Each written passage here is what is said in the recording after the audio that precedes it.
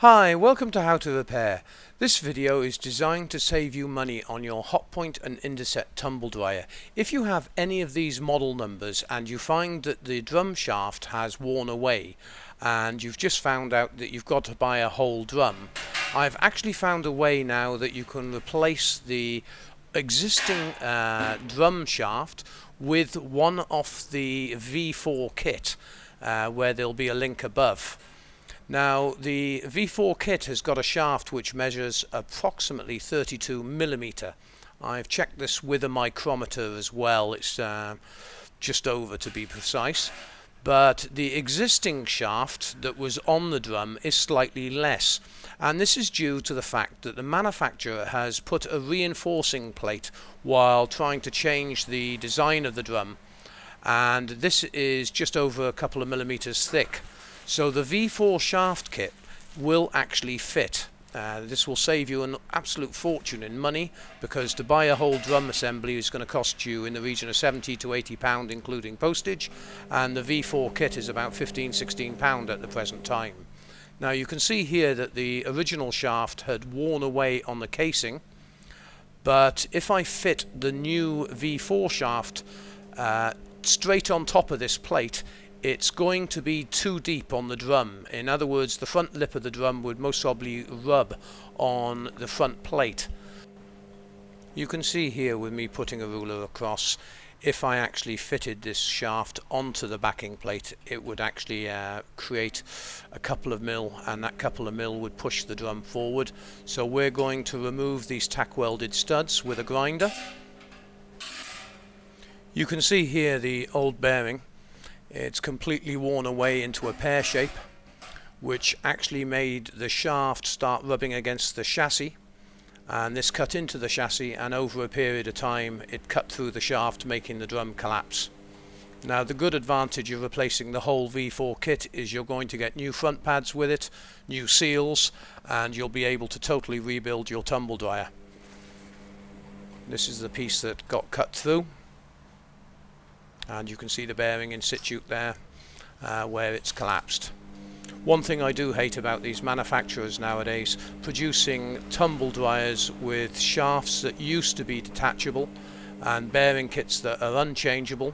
They do it the same with washing machines. They build washing machines now with seam welded drums, but on this machine I found a way around it. So we're just grinding off carefully the top of the stud until it's flush.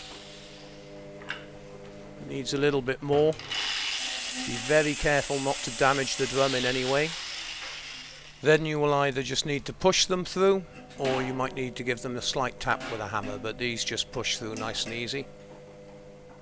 Now, rather than you watching me grind off all of them, I've speeded up the video, and you just go round all 6, grind them off one by one, and then poke them through,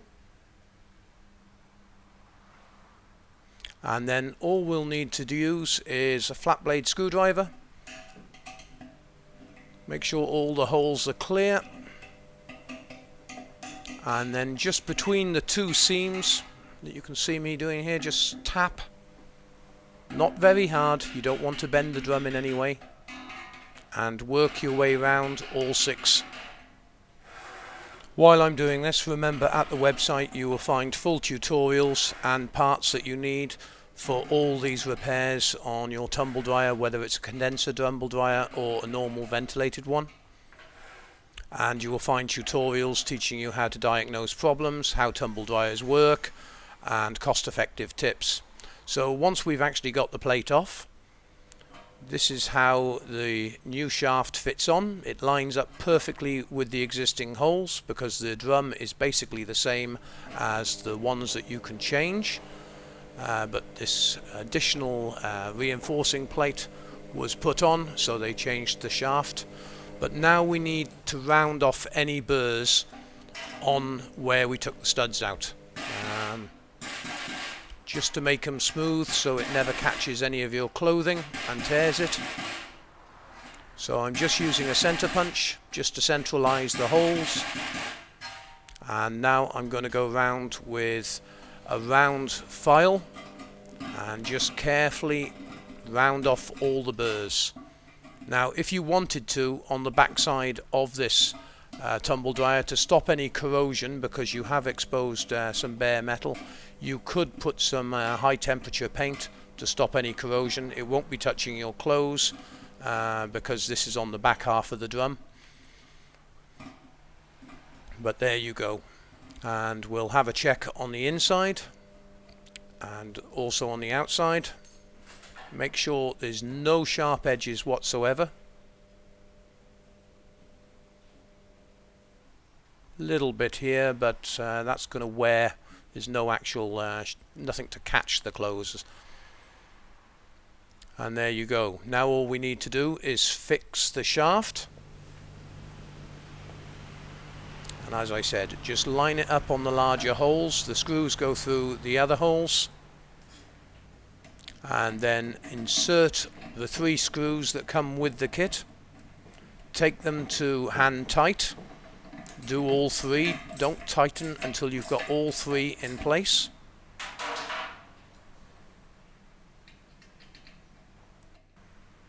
At the website you will also find another video showing you how to change the front pads, the felt and the seals that come with the kit. But once you've actually got all the screws in place, then you turn the screws about 1/4 of a turn, maybe just a little nip, but you don't want to do it too tight because you don't want to strip the threads. Now that we've got the shaft fitted, all we need to do is change the rear bearing. Now although the bearing has worn away into the chassis, there is still enough strength in the chassis just to flick this bearing over for a new one. Although there might be a groove in the chassis itself, don't worry about it, the new bearing will just slot in as long as it's not really bad. But you can see there's a slight groove in the bottom of the main hole where the bearing sits. So we'll just insert that now. And as I said, if you need a video on how to change the front pads, felts and seals, please just go to the website and search for your model number, or go to the video tutorials and you'll find a tutorial there under tumble dryers. I hope you bought the parts from us, and if you didn't, don't worry, you can always buy us a large beer. Thanks very much for watching this video, and remember, always enter your model number into the website to find the parts for your appliance. Thanks again for watching.